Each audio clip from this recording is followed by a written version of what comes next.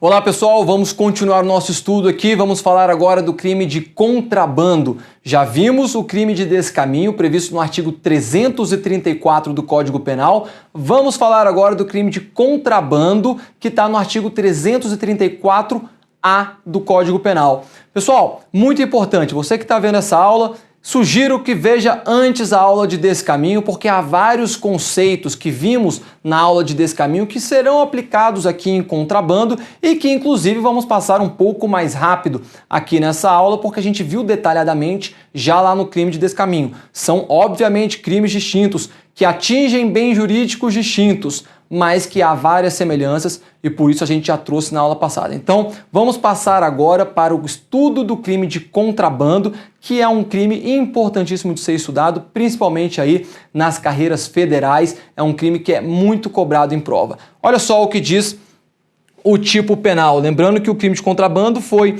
trazido para o artigo 334-A pela Lei 13.008 de 2014. Antes disso, o crime de contrabando era previsto no artigo 334, junto com o crime de descaminho. Olha só, é bem simples o tipo penal. Importar ou exportar mercadoria proibida. Simples assim. Importar ou exportar mercadoria proibida, esse é o crime de contrabando.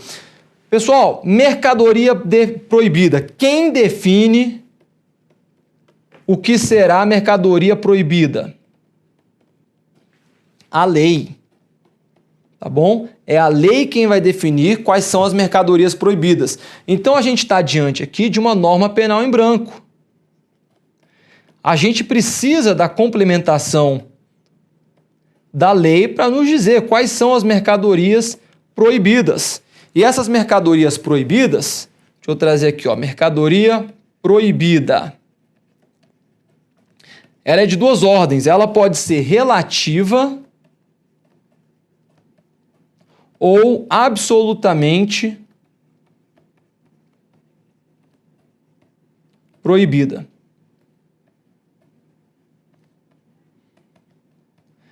Tá bom? Então, aquelas mercadorias que são relativamente proibidas, elas são produtos que requerem regras específicas para importação e exportação dela, tá bom? As absolutamente proibidas são aquelas que não pode entrar, não pode ingressar no território nacional.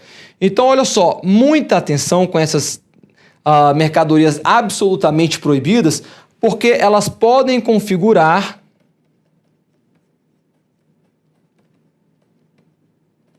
tipos penais específicos. Então, olha, o crime de contrabando, ele é um crime que acaba tendo um caráter subsidiário. Ele será o crime de contrabando quando não houver uma lei específica que proíba determinada mercadoria. Professor, me dá um exemplo. Por exemplo, drogas. As drogas que são inseridas no território nacional, em que há a transnacionalidade aí do delito, é o tráfico de drogas internacional, que vai ter lá a causa de aumento de pena do artigo 40, inciso 1º, da Lei 11.343 de 2006. Então, se alguém importa ou exporta drogas, não vai responder pelo crime de contrabando. Ué, professor, mas é uma mercadoria proibida? Sim. Entretanto, há um delito específico na lei de drogas, que é aqui o artigo 40, inciso 1º da Lei 11.343. Quer ver um outro exemplo? Armas de fogo, ou munições, acessórios. Por quê? A arma de fogo vai caracterizar o artigo 18 da Lei 10.826 de 2003. Então, o tráfico internacional de armas de fogo caracteriza um crime específico, não vai caracterizar o crime de contrabando. Beleza, pessoal? Então, muita atenção em relação a isso. O contrabando tem um caráter subsidiário. Será aplicado o crime de contrabando quando não houver uma lei específica, um crime específico para aqueles produtos proibidos, aqueles produtos absolutamente proibidos. Se não houver uma regra específica para eles, aí sim se aplica o crime de contrabando. Beleza? Outros pontos aqui importantes. É um crime que só pode ser cometido mediante dolo, crime de ação penal pública incondicionado. A tentativa, é possível cometer o contrabando na modalidade tentada? Sem dúvida alguma, é possível sim. É um crime, olha, de reclusão de 2 a 5 anos. Portanto, é um crime de elevado potencial ofensivo. Beleza, pessoal? Então, atenção aí a esses pontos. Professor, de quem que vai ser a competência para apurar o crime de contrabando? Segue aí nesse slide, olha só, contrabando, quem vai ser o sujeito passivo e competência. Meus amigos, eu trouxe esse slide aqui de maneira idêntica na aula que a gente viu sobre o crime de descaminho, só que eu quis trazer aqui novamente porque é extremamente importante que a gente não perca de vista esses conceitos, que a gente não perca de vista essas jurisprudências que serão cobradas em prova e que vêm sendo cobradas em várias provas. Então a gente tem que ter muita atenção no que está escrito aqui. Olha só, sujeito passivo será a União no crime de contrabando, tá bom? O Estado, portanto. Não o Estado federativo, pessoal, mas o Estado mesmo, né? Então, compete à Justiça Federal o julgamento dos crimes de contrabando e descaminho, ainda que inexistentes indícios de transnacionalidade da conduta. Se há um crime de contrabando, ainda que você não tenha as provas da transnacionalidade na conduta, será o crime de contrabando, será a competência da Justiça Federal, tá bom? STJ. Súmula 151 da STJ, competência para o processo de julgamento por crime de contrabando desse caminho, define-se pela prevenção do juízo federal do lugar da apreensão dos bens. Então, se uma mercadoria proibida, absolutamente proibida, chegou por meio do Rio de Janeiro, lá no aeroporto do Rio de Janeiro, mas foi apreendida em São Paulo, a Justiça Federal competente para apurar esse crime será do local onde foram apreendidos os bens. No caso, será a Justiça Federal de São Paulo. Beleza, pessoal? Vocês já sabem disso aqui, eu já falei com vocês no crime desse caminho, só para a gente relembrar aqui que é 100% aplicável ao crime de contrabando também, essas mesmas ideias lá do crime de descaminho. Muito bem. Trouxe aqui para vocês um comparativo entre os crimes de descaminho e contrabando, para que a gente veja exatamente a diferença. Olha só, no descaminho, a conduta é de iludir, no todo ou em parte, o pagamento de direito ou imposto devido pela entrada, pela saída ou pelo consumo de mercadoria, tá bom? Então há aqui uma fraude empregada para iludir o pagamento de direito ou imposto pela mercadoria que foi importada. No contrabando, é simplesmente importar ou exportar a mercadoria proibida. No descaminho, essa mercadoria que não é proibida, é uma mercadoria que não foi pago os impostos devidos pela sua importação ou pela sua exportação. Já no contrabando, é uma mercadoria proibida, relativa ou absolutamente proibida. O descaminho é uma espécie de crime tributário, já o contrabando não é um crime tributário. Qual que é o bem jurídico protegido no descaminho? O interesse do Estado na arrecadação dos tributos. O Estado está preocupado o quê? Com o seu dinheiro. Já no contrabando, secundariamente, o Estado está preocupado aqui com a arrecadação de tributos, até porque tem alguns produtos que são relativamente proibidos, que podem ingressar no mercado, podem ingressar no país mediante o pagamento de importação, dos impostos de importação e de exportação. Então, secundariamente no crime de contrabando, o Estado está sim interessado no seu dinheiro, no que lhe cabe, mas primordialmente o bem jurídico protegido pelo crime de contrabando é a moralidade administrativa, a saúde e a segurança pública, tá bom? Princípio da insignificância aplica no descaminho? A gente viu, né? Até R$20 mil. E no contrabando? É inaplicável o princípio da insignificância no contrabando. Exatamente porque o bem jurídico não é a arrecadação de tributos, mas sim a moralidade administrativa, a saúde e a segurança pública.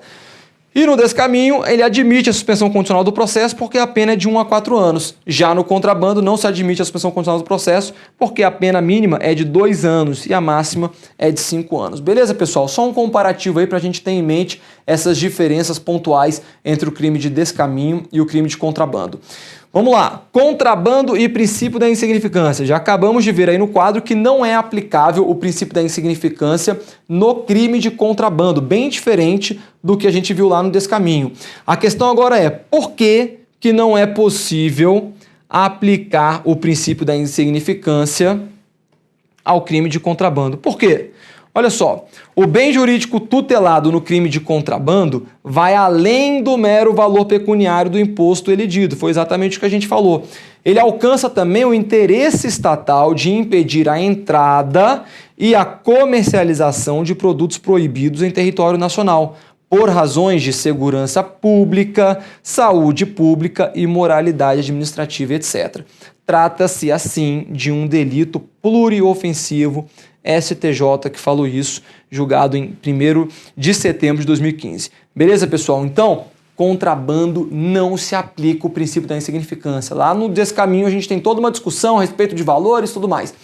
Lá se aplica o princípio da insignificância. No crime de contrabando, não, porque o interesse em relação ao dinheiro para o Estado é um interesse secundário, né? A arrecadação de impostos. O primordial no crime de contrabando é proteger a saúde pública. Por exemplo, importação de remédios sem autorização constitui crime de contrabando.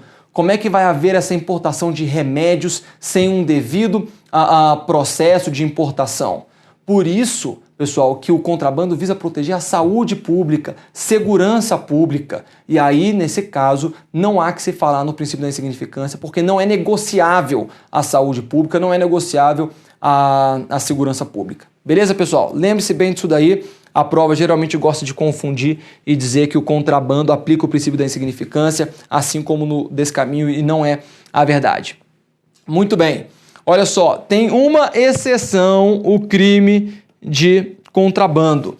Contrabando de pequena quantidade de medicamento para uso próprio.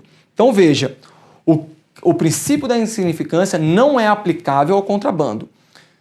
Não tem exceção? Errado. Tem uma exceção, que é a importação de pequenas quantidades de remédio. Um remédio para uso pessoal. Nesse caso, aplica-se o princípio da insignificância, tá bom? Que, olha, decidido pelo STJ.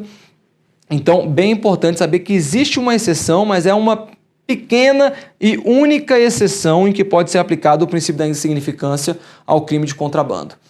Muito bem, pessoal. Jurisprudência no crime de contrabando. Eu falei com vocês na aula lá de Descaminho e repito aqui em contrabando.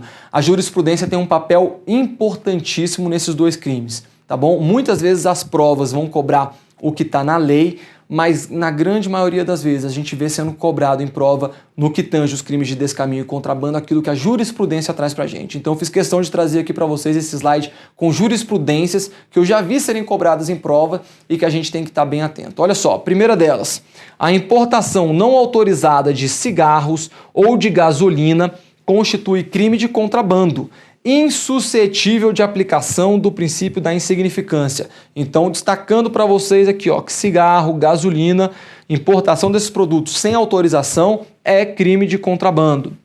Obviamente, como decorrência, não se aplica o princípio da insignificância. Segunda, configura crime de contrabando a importação não autorizada de arma de pressão por ação de gás comprimido ou por ação de mola, independentemente do calibre. Pessoal, sabe aquelas arminhas de airsoft, aquelas armas de bolinhas, né? O pessoal até pratica esse esporte aí, tem alguns jogos e tudo mais. Você pode adquirir essa arma? Pode. Você adquire aqui no Brasil, você pode até importar, mas tem que ter uma autorização específica. Você simplesmente importar trazendo consigo aí de uma viagem no exterior uma arminha de airsoft configura o crime de contrabando. Então, muito cuidado em relação a isso daí. Você que gosta de jogar aí um airsoft.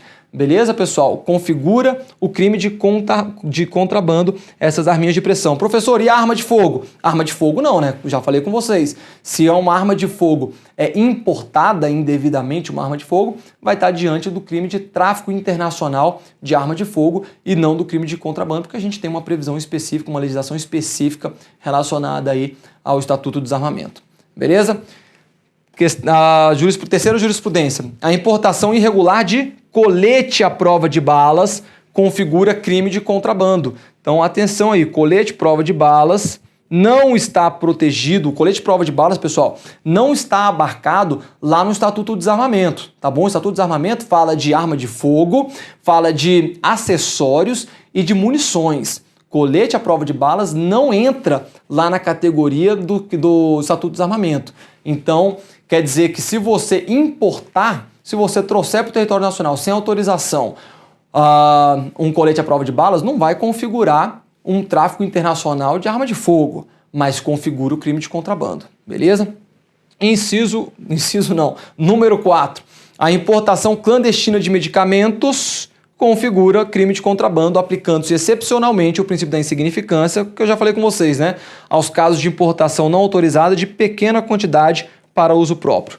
Por quê? Princípio da proporcionalidade. Não cabe aplicar um crime de 2 a 5 anos a uma pessoa que importou uma vitamina, importou um medicamento para uso próprio, né? Não cabe a pessoa agora responder a um crime de 2 a 5 anos de reclusão. Beleza, pessoal? Então tá aí essa jurisprudência bem relevante aí para que vocês tenham. Lembrem, porque isso daí é muito cobrado. Muito bem.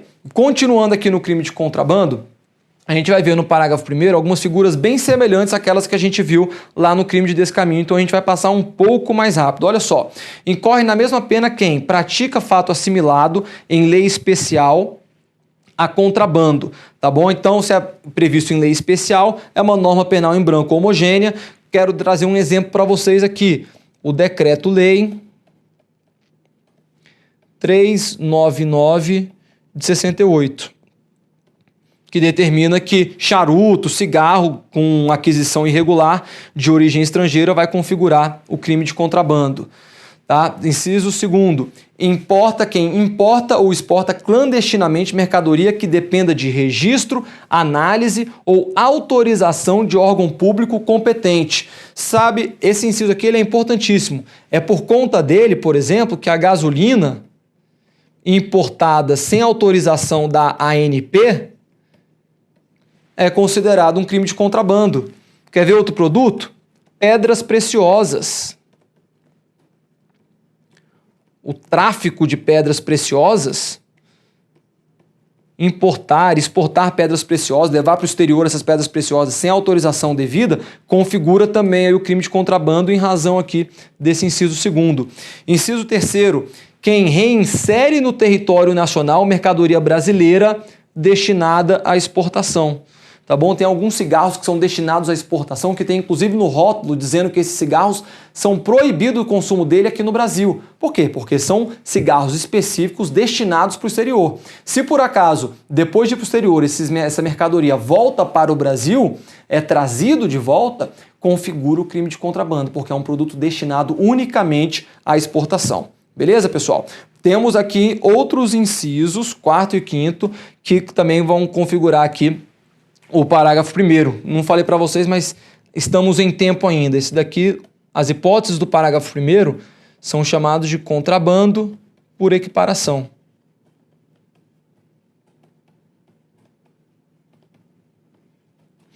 Beleza, pessoal? Essas hipóteses do inciso 4º e do inciso 5º nós já vimos lá no descaminho. É bem simples. Quem vende, expõe à venda, mantém em depósito ou de qualquer forma utiliza em proveito próprio ou alheio no exercício de atividade comercial ou industrial, mercadoria proibida pela lei brasileira. Então, alguém que expõe à venda, alguém que vende um cigarro, por exemplo, que foi importado indevidamente e que é proibido aqui no território nacional, vai praticar o crime de contrabando. Hipótese do inciso 5º. Quem adquire, recebe ou oculta em proveito próprio ou alheio, também no exercício de atividade comercial ou industrial, mercadoria proibida pela lei brasileira. E o parágrafo 2º diz, então, equipara-se as atividades comerciais para os efeitos deste artigo qualquer forma de comércio irregular ou clandestino de mercadorias estrangeiras, inclusive o exercido em residência. Então é uma norma penal explicativa que vai se aplicar aqui exatamente aos incisos 4º e 5º, dizendo que as atividades comerciais para efeitos aí do inciso 4º e 5º é qualquer forma de comércio irregular ou regular, clandestino, não importa, desde que seja destinado aí a fazer o comércio, beleza? E aí o parágrafo 3º, então, a gente tem a hipótese que também tem lá no crime de descaminho, a pena aplica-se em dobro se o crime de contrabando é praticado em transporte aéreo, marítimo ou fluvial. Pessoal, a gente viu lá no crime de descaminho, vou repetir, esse aumento de pena aqui, que a pena vai se aplicar em dobro, é somente para voos clandestinos, navegação clandestina. Então, se o transporte marítimo, fluvial, aéreo chega ao território nacional de maneira clandestina, por exemplo, dei o exemplo lá, alguém que pega um avião ali na Bolívia ou no Paraguai para voar clandestinamente até o Mato Grosso do Sul e assim conseguir entrar no país com a mercadoria proibida, pratica o crime de contrabando com essa causa de aumento de pena. A pena vai se aplicar em dobro. Tá bom, pessoal? Aqui, ó, 2 vezes. No crime, então, de contrabando, que é de 2 a 5 anos, será de 4 a 10 anos as penas. Mas esse transporte aéreo marítimo ou fluvial tem que ser um transporte clandestino. Se for uma navegação, alguém que chega do cruzeiro, alguém que chega num voo de alguma companhia aérea dos Estados Unidos para o Brasil, da Europa para o Brasil, enfim, de qualquer lugar com mercadoria, não vai responder por essa causa de aumento de pena aqui, aumento de pena em dobro da pena estabelecida no tipo penal. Somente se a chegada dessa mercadoria se der por voos, navegações clandestinas. Lembre-se bem disso, isso daqui já está bem definido na jurisprudência do STJ. Beleza, pessoal? Com isso a gente finaliza aqui também o crime de contrabando. Eu falei que seria um pouco mais rápido aí que o crime de descaminho, porque a gente já traz vários conceitos do crime de descaminho aqui para o contrabando. Muita atenção, bons estudos, estamos aqui à disposição. Até a próxima aula.